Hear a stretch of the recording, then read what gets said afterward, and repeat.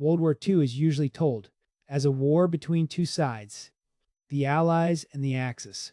Two colossal forces tearing the world apart between them. But what if there had been a third power? Not a nation with borders on any map you know, but a single man. A genius decades ahead of his time, his face hidden behind an iron mask, ruling a small, forgotten country in the mountains of Europe with absolute control. A man who answered to neither side, who bowed to no general, no emperor, no president, who looked at the greatest war in human history and saw not a catastrophe, but an opportunity. Call him the Iron Sovereign. And in this story, while the world's armies bled each other white, he was building something in the shadows of Europe that could have made every tank, every bomber, every battleship on Earth obsolete. So what happens when you drop a masked super genius warlord into the middle of World War II, a man loyal to no side but his own? Let's find out. Because his war would look nothing like the one in the history books. Every story like this begins somewhere small. Picture a tiny nation tucked deep in the mountains of Central Europe. Too small to matter, too remote to invade. The kind of place the great powers glance, add on a map, and immediately forget. For centuries, that's exactly what it was. Poor, quiet, ignored, until he takes it. The Iron Sovereign isn't a general or a politician. He's a scientist, the most brilliant mind of his generation, and a ruler who seizes this forgotten little country and turns it into something no one expects, a fortress of pure technology, while the rest of the world pours its genius into building more of the same, more tanks, more planes, more guns. He builds things no one else can even imagine. And crucially, he does it in secret, behind mountains, behind a mask, behind a kingdom too small for anyone to bother watching. This is his great advantage. In a world at total war, everyone is staring at everyone else, but nobody is staring at him. And that blind spot is exactly where empires are born. So what is he actually building? This is where his war stops resembling anyone else's. Remember what really decided World War II. It wasn't only courage or numbers, it was technology, radar, code breaking, rockets, and finally the atomic bomb. The side that reached the future first won. Every leader in the real war understood this and raced toward it as fast as they could. Now imagine a man who's simply already there. Armor machines that move on their own, weapons that don't fire bullets but something far worse, defensive fields that shrug off artillery, aircraft with no propellers that shouldn't be able to fly, and do. To a 1940s general, walking into his kingdom wouldn't feel like crossing a border.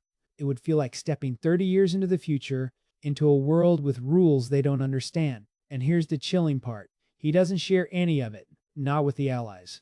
Not with the Axis. Every other nation is trading secrets, forming alliances, pooling their science to survive. He hoards his, because he isn't trying to help anyone win the war. He's waiting for both sides to exhaust themselves, and then to step into the ruins. As the only power left standing, a man like this cannot stay hidden forever. Eventually, both sides notice the strange little country that keeps repelling everything sent near it, and both sides want him. Think about how valuable he'd be to either the Allies or the Axis.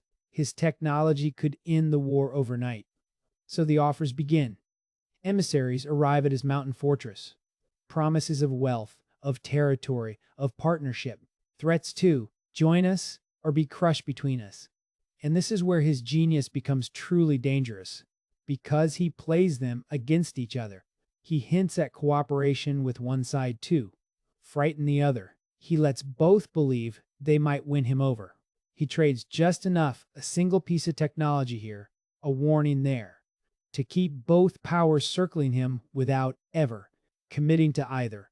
Each side is terrified he'll join their enemy. Neither dares attack him directly. In the real war, small neutral nations survive by staying quiet and useful. He does the opposite. He stays neutral by making himself terrifying. Too costly to attack, too valuable to ignore, and far too clever to trust. He turns the two most powerful war machines in history into pieces on his own board. But pride and fear are a dangerous mix. And sooner or later, one side decides he's too great a risk to leave alone. An army marches on his mountain kingdom to take his secrets by force. This is the moment the whole world has been waiting to see. And it's a massacre, just not the one they expected. The invading force rolls in with everything that conquered half a continent: tanks, artillery, air support, hardened veterans. And it doesn't matter. Their shells scatter against defenses they can't comprehend. Their aircraft fall from the sky. His automated machines move through their ranks without fear, without fatigue, without mercy. An army that crushed real nations breaks against a single man's mountain like a wave against a cliff. The message that ripples out from that battle changes everything. Both sides now understand something they refuse to. Say out loud, there is a third power in this war, and it cannot be beaten with 1940s weapons. From this point on, no one attacks him again. They stop trying to conquer him and start trying to survive him. The question in every war room quietly shifts from how do we use him to what does he actually want? And that's the real question, isn't it? Because he was never fighting for a flag or an ideology. So what is he building toward? Here's the cold logic of a man like this. He watches the great powers pour their blood and treasure into destroying each other year after year. Every battle makes them weaker. Every city lost, every army shattered, drains the old world of its strength. And he waits, because he understands something the generals are too. Busy to see, the war isn't just deciding who wins. It's clearing the board. His plan isn't to help either side to victory. It's to let them ruin each other so completely that when the smoke finally clears, there's only one power left on the continent, still standing at full strength technologically, decades ahead, untouched, unconquered. Him. He doesn't want to win World War II. He wants to inherit it, to let the age of nations burn itself down, and then to build a new order out of the ashes, with a single mind at the top.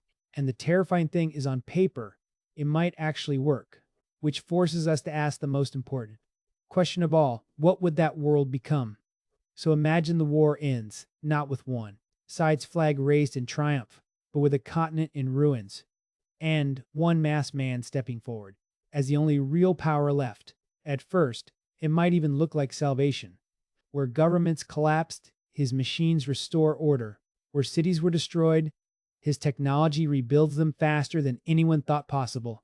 To a broken, exhausted world, a single competent ruler who can actually fix things might seem like a miracle. Roads, power, medicine, safety, all delivered by a mind generations ahead of everyone else. Many, at first, would welcome him. But look at the price hidden inside that miracle. Everything he gives comes with total control.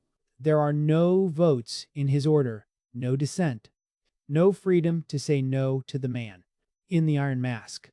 He isn't a president or a king in the old sense. He's an absolute ruler with technology no one can resist, and no rival left to check him. The very thing that makes him able to rebuild the world so efficiently, one mind, one will, absolute power, is exactly what makes that world a cage. This is the dark mirror of the hopeful version. A single brilliant ruler who ends the chaos by ending choice itself. And history has a very clear warning about what happens when one person gains that much power and believes sincerely that only he knows what's best for everyone. So what if a mass warlord genius had fought his own war in the heart of War II? The strange truth is that he might have been the most effective force in the entire conflict, not because he was good, but because he was free. Free of alliances, free of ideology, free of the fear and chaos that trapped everyone else. He turned the greatest war in history into a waiting game and very nearly walked away owning the board.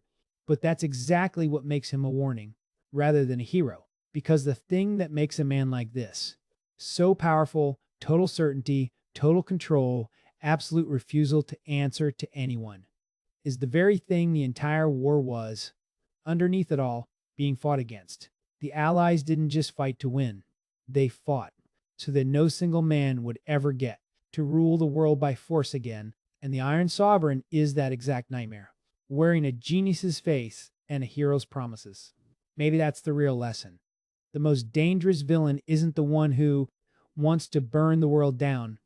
It's the one who wants to save it, on the condition that he gets to own it afterward.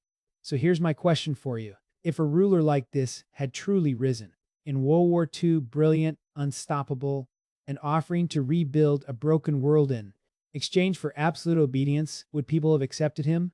Would you? Tell me honestly in the comments. And if you enjoyed this one, there are plenty more what ifs waiting for you on the channel. I'll see you in the next one.